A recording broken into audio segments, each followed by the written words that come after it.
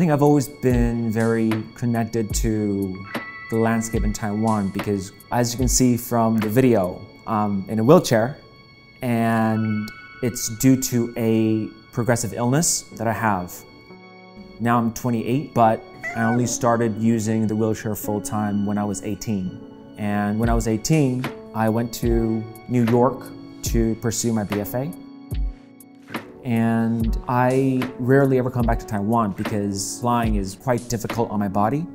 I think the first time I came back to Taiwan after going to New York for school was in 2021 during COVID.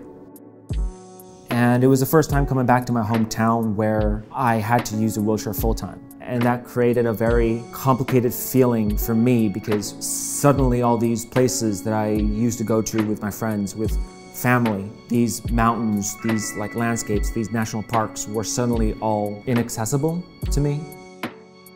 I just wanted to create this kind of bittersweet, melancholic feeling in the works, and the idea of using the deterioration of a landscape as an analogy for my own body's progression. So as somebody who has pretty much spent half my life in Taiwan, in Asia, and the other half in America and the West, finding symbols in our history that appears in both canons, yet have very different symbolic meaning is really interesting to me. And so, specifically the owl. Let's talk about the owl, which, I do anthropomorphic, put my head on an owl as a self-portrait. To me, it's really kind of interesting thing because in the Eastern canon, in Asia, the symbol of an owl has long been a symbol of wisdom, of knowledge, of knowing the future. And the owl in the West, specifically say in Harmonious Bosch's works, the owl is a symbol of death, is a symbol of Satan, of knowing one's own death.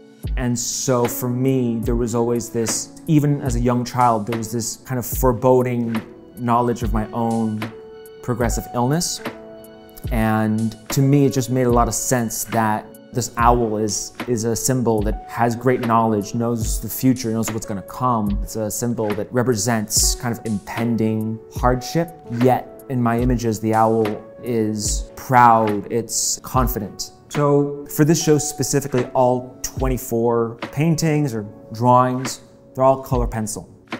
And I found that using graphite, using color pencil was just probably the best way to get the kind of images I want and the monochromaticness of the works. I really liked an image where you perceive it differently when it's from afar versus up close.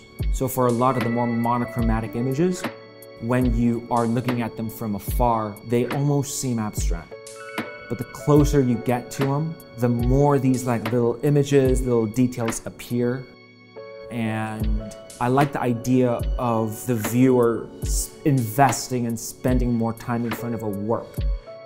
So there is, for this solo show, there is a rock on the stairs, and it is the first sculpture that I've ever done in my career, I would say. And to me, it was a necessity for this show specifically because of how prominent the staircase is in this gallery. I had to really think about curating it in a way where the audience could experience it the way I do, and the way I would experience a show like this that is 2 floors would be through the elevator, and that's why the elevator has a work. All the works are hung lower. They're hung about at my eye line. They're hung lower, and that is another way for people to, even in some senses, subconsciously realize that they are stepping into kind of my environment and my perspective and my worldview. I really wanted the exhibition to be think of it as like a conceptual album from the start to finish, the way you go through the exhibit. You see the rock, you go into the elevator to the 2nd floor. The entire layout of an exhibition is a story. And hopefully the title, As the Mountain Slides into the Sea, is a pretty indicative title in terms of me talking about the atrophy of a landscape, of a relationship, of my body. Just this idea that everything passes with time and everything kind of gets swept away into the sea at the end of the day. The general theme of the show might be something more sad, depressing, but these landscape. It's still a very beautiful place, and I'm sure in the future I would love for, say, my kids to go to enjoy. So I think I face all these issues in a very hopeful kind of manner.